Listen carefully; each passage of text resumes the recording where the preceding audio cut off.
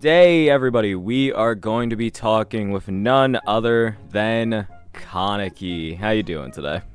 I'm doing all right. I'm still kind of recovering from the last stream and then the video I did beforehand, so my voice might be a little bit rough sometimes. Nah. It'll be fine. It'll be fine.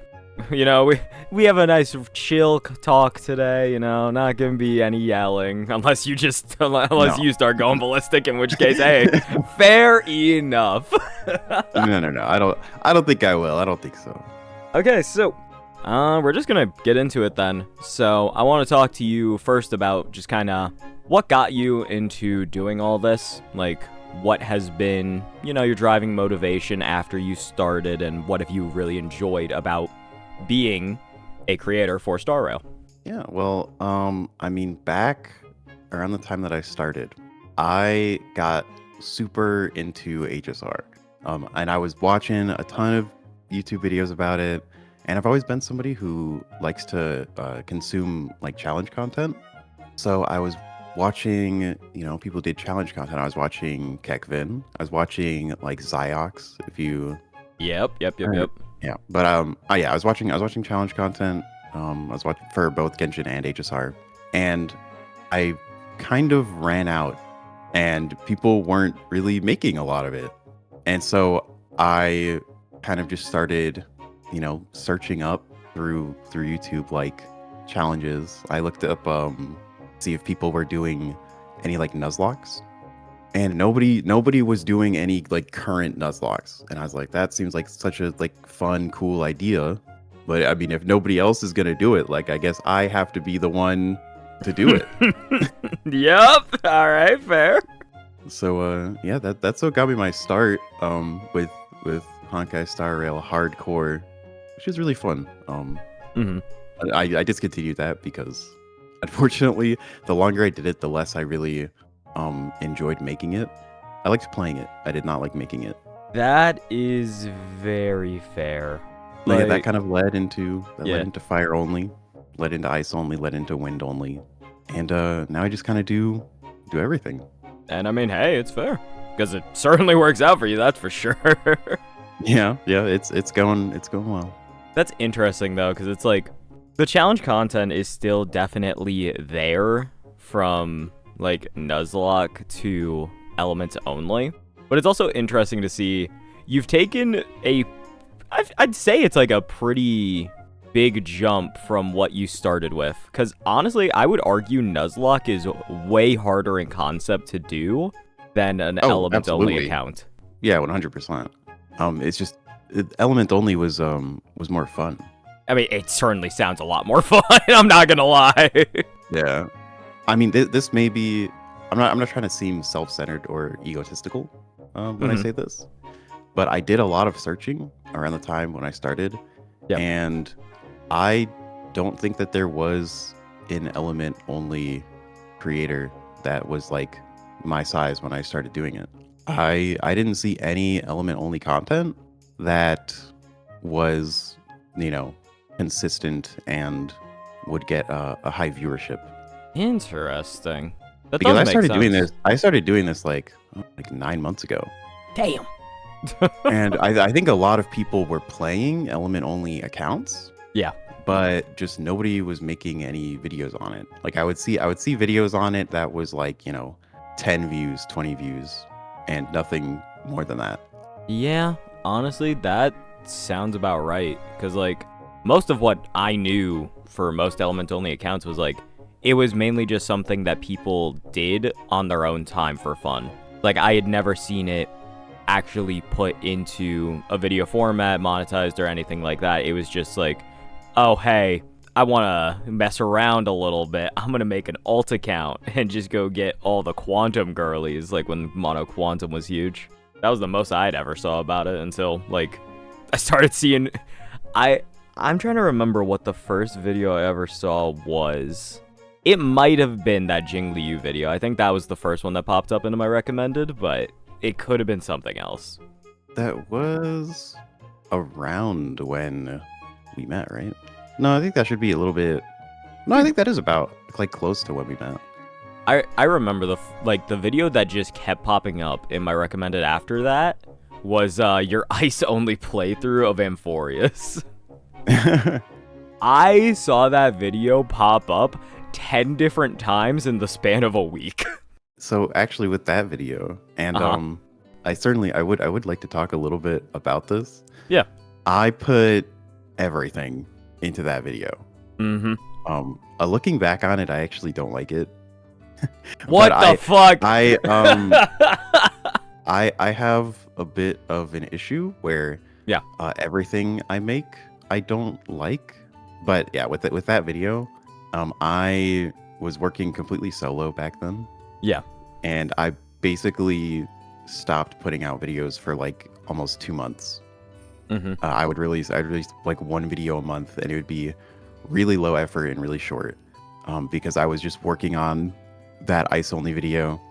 And when I released it, it was the worst performing video I had released. Damn. But I think the algorithm did its job, and it quickly, well, not even quickly, over the course of about a week, it went up to my #1 in that period. But that was highly depressing for me at first. Yeah. Because I basically just saw, like, I thought I was seeing, 2 months of continuous work and putting like my all into it, just like completely unrecognized. I think the numbers are really just like a problem. Because I honestly, I don't want to make things for numbers. Yeah. I don't want to be stressing if a video gets, a certain amount of viewership, or if I'm, experiencing stagnation in my growth. Mm-hmm. Like, I really want to, the place that I'm at now, I know that I can make something really great, and I want to eventually be able to make that. I know that I'm not at the current skill level that I need to be at. Yeah, that's fair. And it's like, we can definitely get into that in a little bit, of just like how numbers can kind of affect all of the mental associated with this. And it's like, at the very least, I feel like among common people, that's like at least mostly understood, because just the age of the internet, like a lot of, even if you're not an influencer, a lot of your like personality and like some of your self-worth is often tied to the internet and like whatever thing is your favorite. So like for a lot of people, it's like Instagram, Twitter, blah, blah, blah, blah, blah. But then it's like especially bad for us. It's like especially bad for us because this is like a main thing of what we do. There's also like the level of effort that goes into what we do is not really comparable to a lot of people. True. I don't think a lot of people understand that like every video that I put out is like close to probably 40 hours of work. That's an entire work week spent on one like 30 to 20 minute video.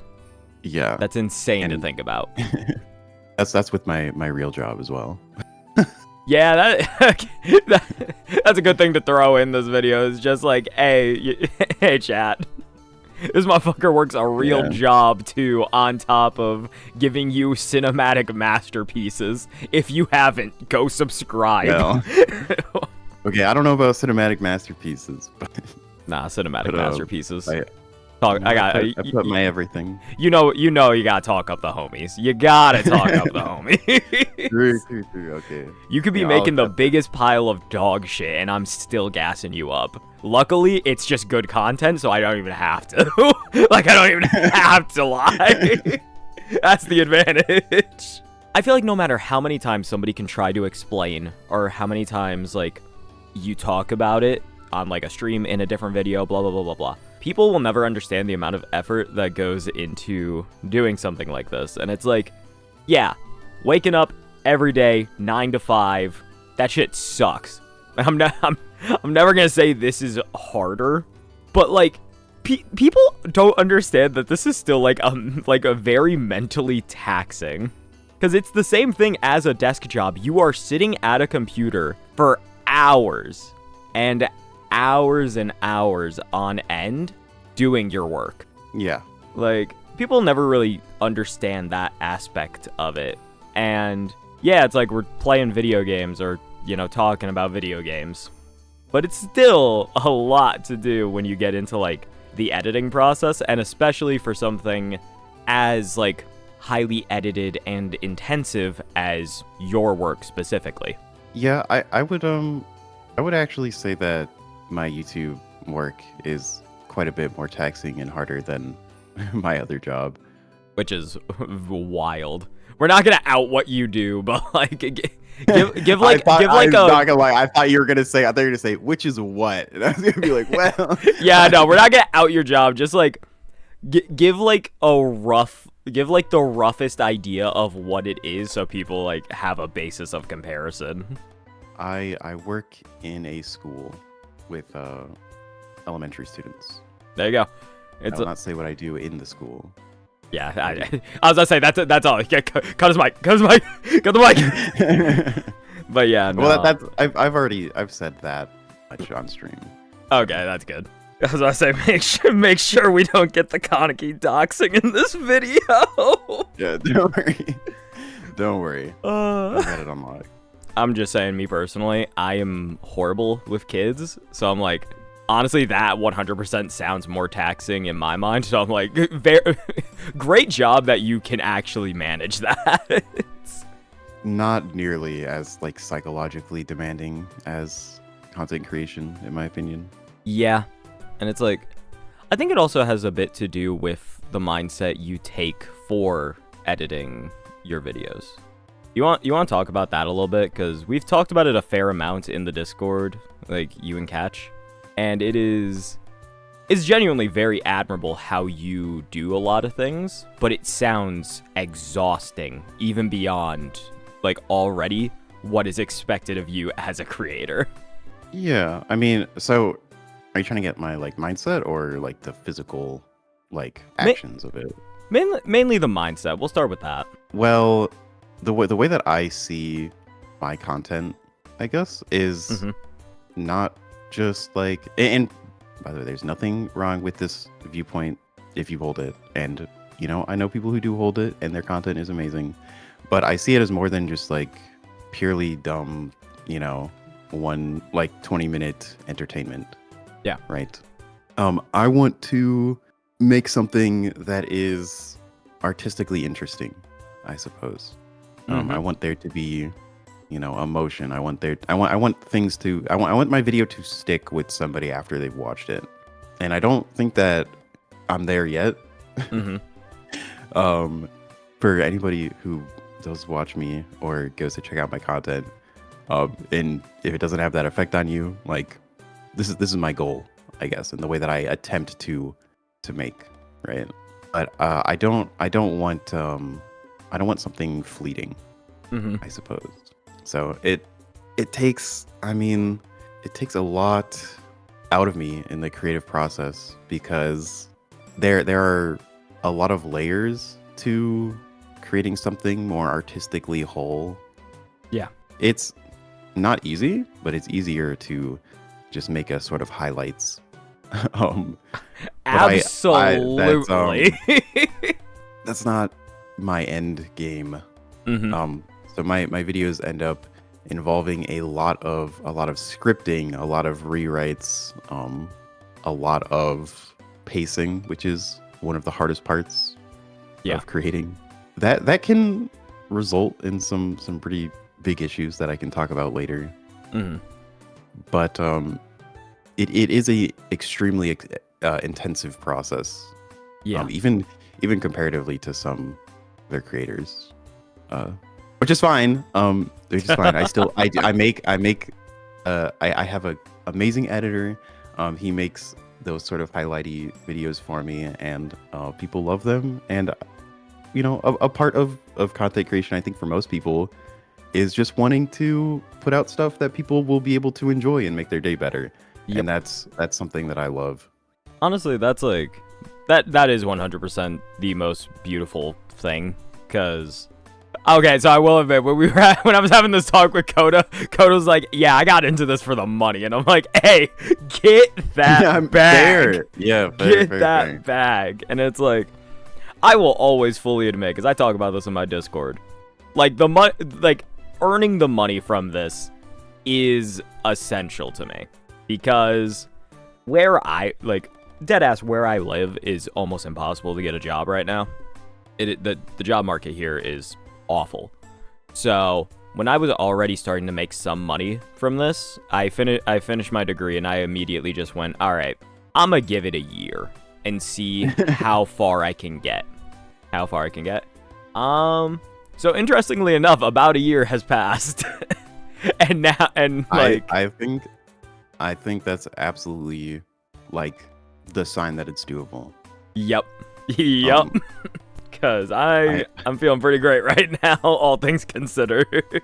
Feel free to put this in the video or not. Okay. But I actually am at the point where I actually make more from YouTube than my other job. Well, okay, don't put this in the video. Yeah, no, I'm cutting this part out. The sponsor money has done a lot for me. I've been able to put that right back into my content. The sponsor money is what allows me to, so I got a new keyboard, I got a new mic, I got 2 new mics actually. I've had 2 pairs of headphones. Yep. New mouse, got my all my art done for my channel off the sponsor money. That's kind of like my goal is to put most of what I can back into my channel. Yeah, that's absolutely fair, I think, because this is what's making you the money. This is what's getting you those types of deals in the first place. So investing in it is far from a bad idea. I mean, on that sense it is, but that's not even what I meant. I meant because I want to increase my quality. I want to make the best stuff that I can make. Yeah, exactly. So that is always my foremost goal. No, that's everything absolutely fair. I do because I want to make something good. I want to make the best possible video. That is absolutely valid. And it's like, I don't know at what point I'm cutting back in. So probably somewhere around here. I think a really good spot to cut back in actually was when I was talking about the stuff that I've gotten with the sponsor money. Yeah, I think that's a perfect cut-in spot. I was saying that and I was like, this isn't that personal anymore. This is a good time to go. It was a good time to just get that back into the video, but no, that makes that makes complete sense. And then especially with reinvesting back into the channel, it's you're trying to make great content and you're trying to keep these people who are supporting you. It's it's almost in a sense rewarding their faith, because it's we are all small creators, but every time you put out something that is just magical or incredible to the viewer base, that feels that feels good for you, obviously, because you've made a solid video that people really love. But then at the same time, it's also kind of rewarding in the sense that a lot of these people are always taking a chance on, you, because this is their time. This is their personal time that they want to enjoy, and they're choosing to watch us. And to know that you have successfully made something that they enjoy, and for them, they have invested their time wisely by watching you. That's always just the best feeling out of this, I feel like. Yeah, I mean, I've had people friends or family try to kind of what's the word I'm looking for? Show kind of an understanding of it. Yeah. And I keep my stuff very secret. I rarely talk about YouTube stuff with anybody outside of my own YouTube circle and my closest friends, because I don't want to involve anybody. Yep. I've had them equate it to followers on a social media, or views that they've gotten on a social media. And not to discount anybody's views on social media, or if social media is your main platform or something, that's still impressive. But there's, I think, a difference, right? Yeah. In YouTube and other mediums, like for content creation, like as influencers. Mhm. Whereas 50,000 followers on Instagram, you're just scrolling Instagram and seeing like people's stuff occasionally. Yeah. On YouTube, I think like 10,000 people subscribing and saying, I want to see your videos.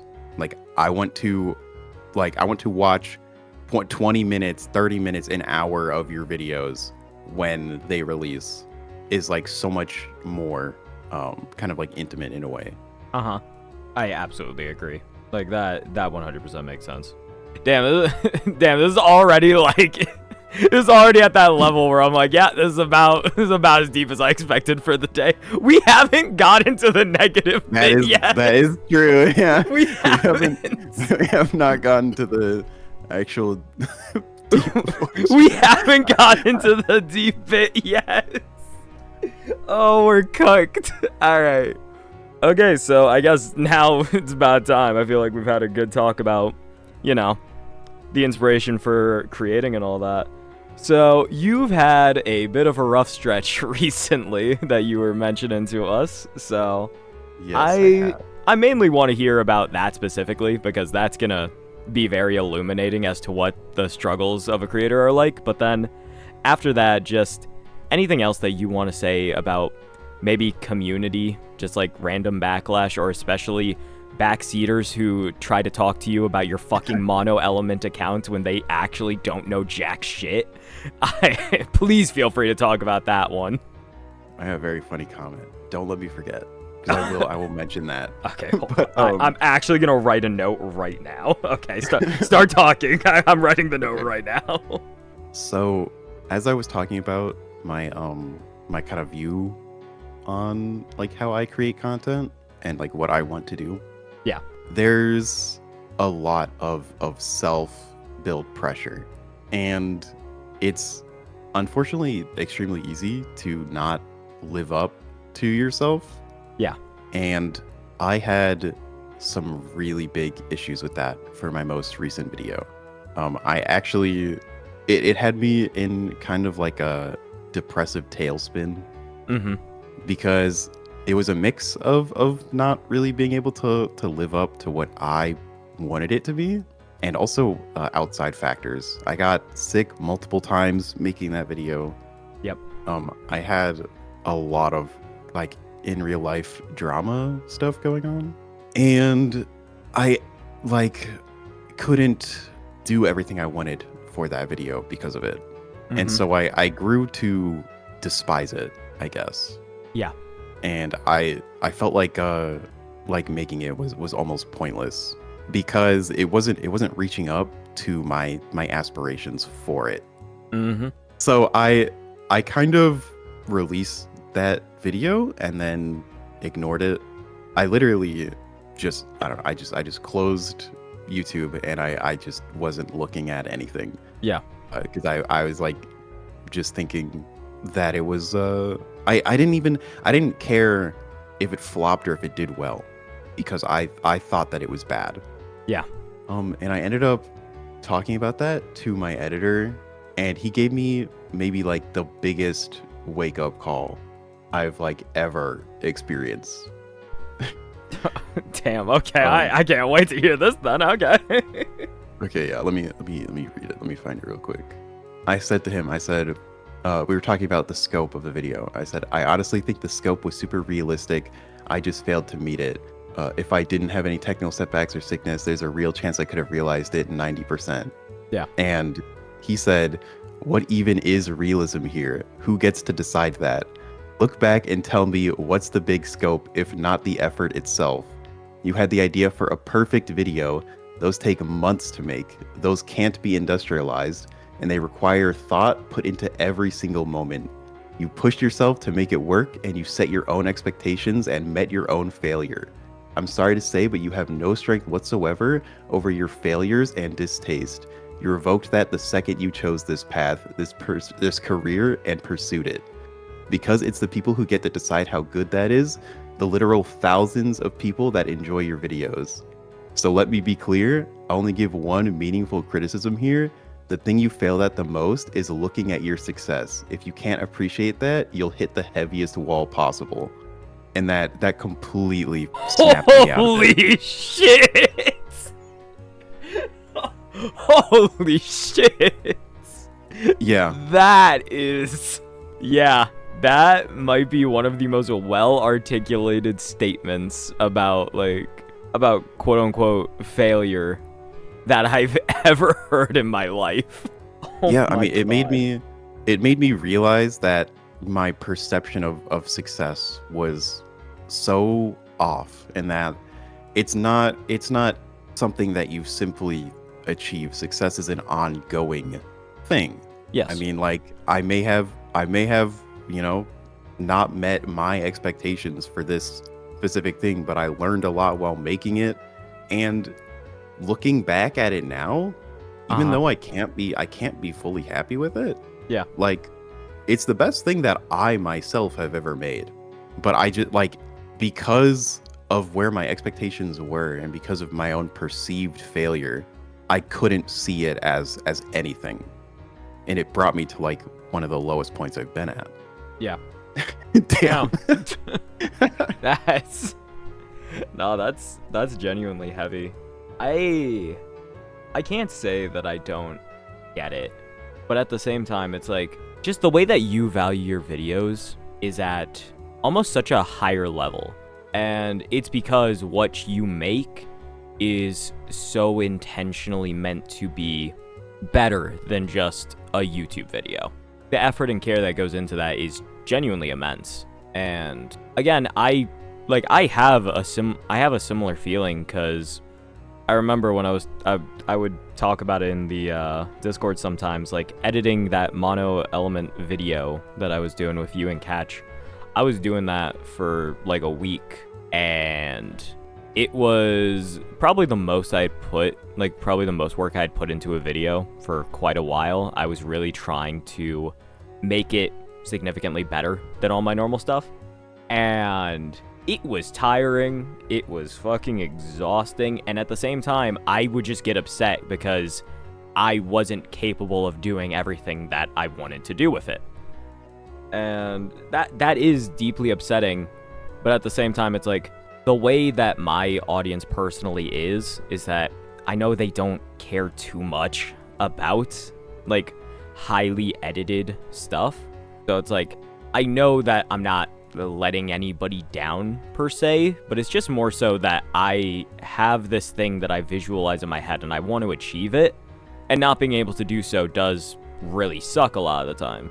So then even if a video performs well, which it's like, a video performing well always does, it does always feel better than not, because it's like, okay, people still like what I'm putting out, and that alleviates most of it for me. But it's always just that thing where I wish I could be better in those moments, because I feel like I'm not, and that always sucks.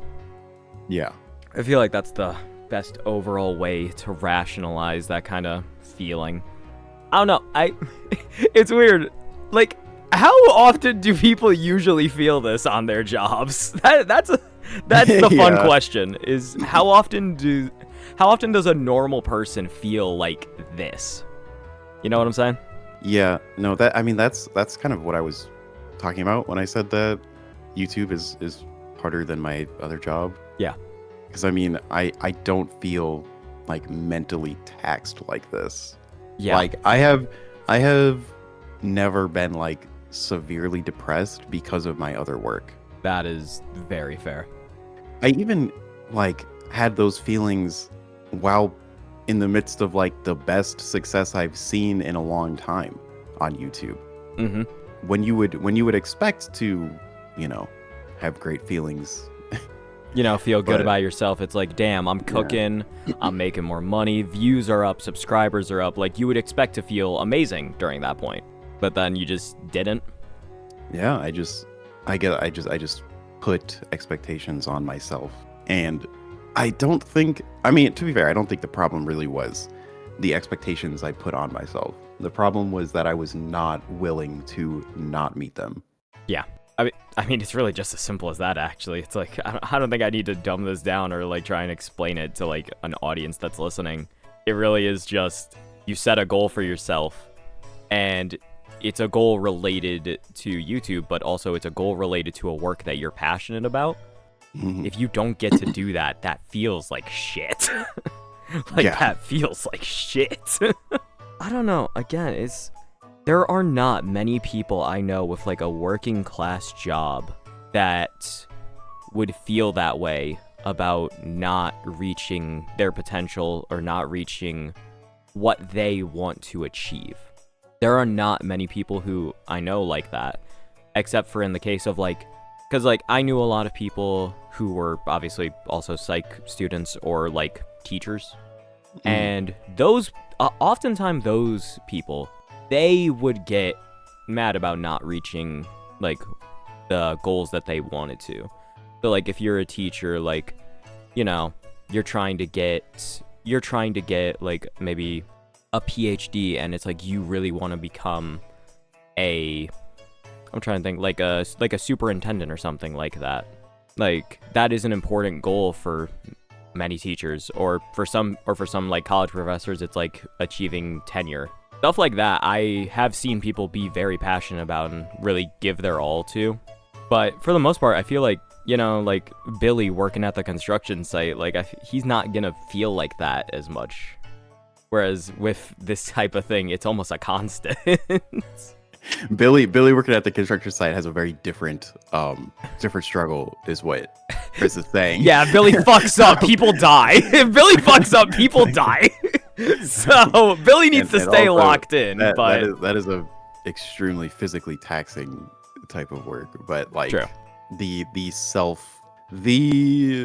know about like Maslow? You know about like Maslow's hierarchy of needs? You ever heard of that? Yeah. It's like YouTube is just trying to get to the self-actualization point. Yeah.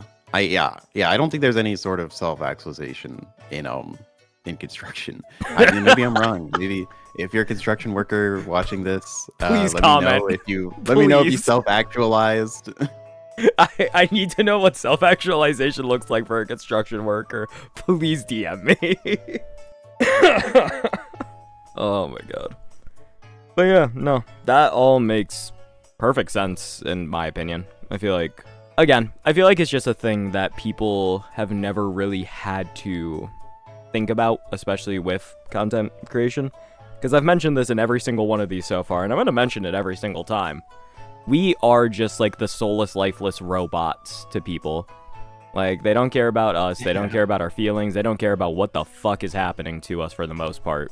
At least, like, the greater majority. They don't give a shit about any of that. They are just, like, pump out content monkey, and that's really about it.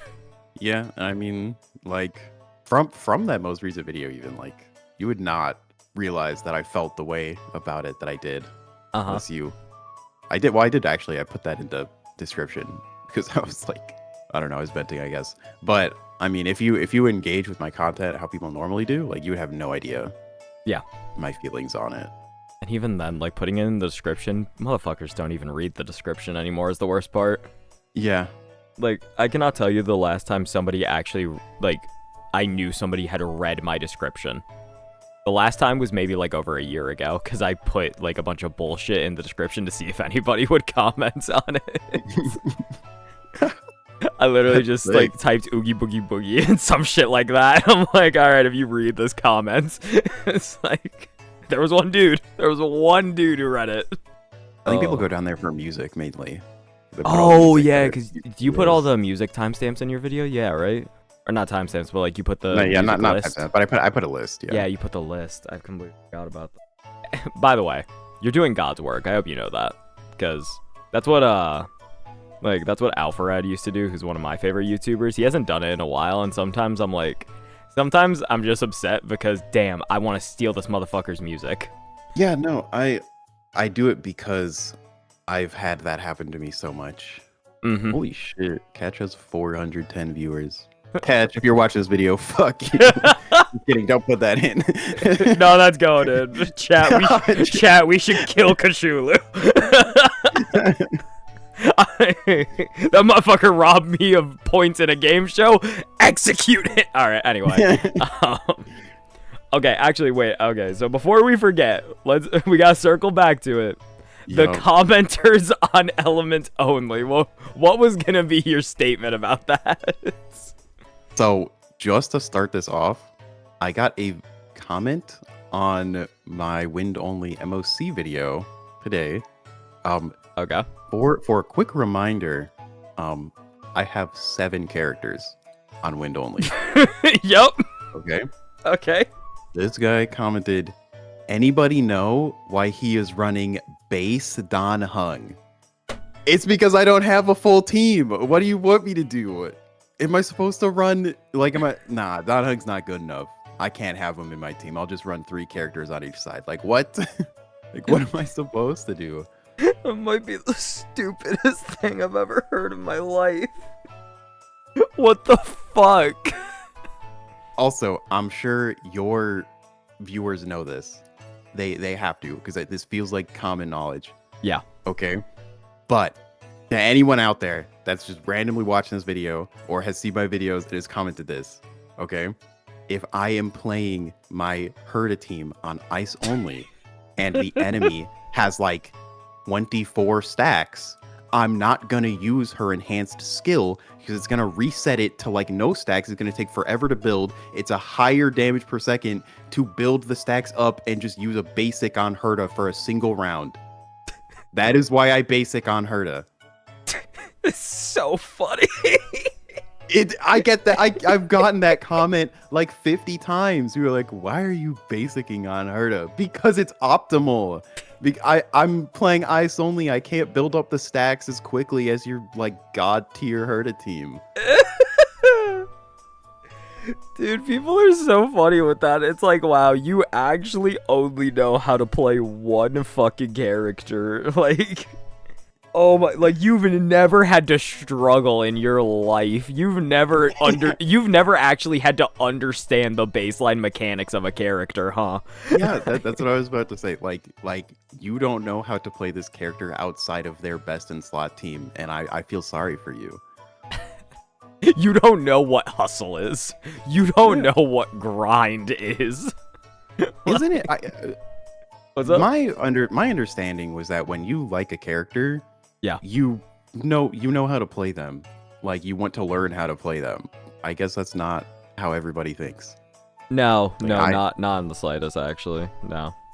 Like I like Gui a lot. I know how her kit works inside and out because she's my favorite. So I know how to play her in multiple different teams and stuff. But like I can't imagine not knowing how to play a character outside of only their best team. Like that's weird. The average commenter will like, okay, so I had this conversation like almost extensively with Coda that I fucking hate sweats. I fucking hate sweats so goddamn much. And it is mainly because they are either the most like, might have to cut this out. Can I say like autistic in like a loving way? Because a lot of them deadass are. Like, I have multiple people in my Discord who are in fact autistic, but are also sweats. Yeah, no. I get what you're saying. Like, I might leave that part in either way, but it's like that, the most like, they're like the most ADHD goblins, or it's just no fucking social skills. Like zero fucking social skills. The social skills are really the problem. Because like, what pisses me off so bad is that like nobody ever fucking explains jack shit in this game. Nobody ever like if you're a good player, you just kind of say things, and then a lot of people will just try and follow it, and then they won't actually learn or understand, and then when they struggle, they get upset. Because it's like, oh, this is supposed to work. It's like the Gallagher. Gallagher is the biggest example of this in the entire game. Because Gallagher is a very, very good character if you actually understand why he's a good character and what you're doing with him. Nobody ever fucking explains why Gallagher is good. Nobody. Nobody explains why Gallagher is good. And it's not immediately obvious either. Because it's like, oh, he has a heal on his skill and he can kind of break things. Oh, wow. It's like, okay, cool. That one pisses me off the most because, like, to understand how good Gallagher is, you need to explain that you constantly want him doing basic attack, you want him built like with energy regen in mind, so that way you can get your ult off. Then when you do that, you get another skill point back on top of that. He is just an SP printer, and realistically, you should be building him you want to build him fast enough so that A, he can get all these all that skill points for you. But at the same time, on top of that, with that in mind, you will also be able to skill whenever you need in case a character gets CC'd or gets too low. But even then, people never explain that Gallagher does genuinely have weaknesses, mainly in the fact that if you have multiple members of your team who are not attacking consistently, he can struggle. Yeah. Because they will not get healed properly.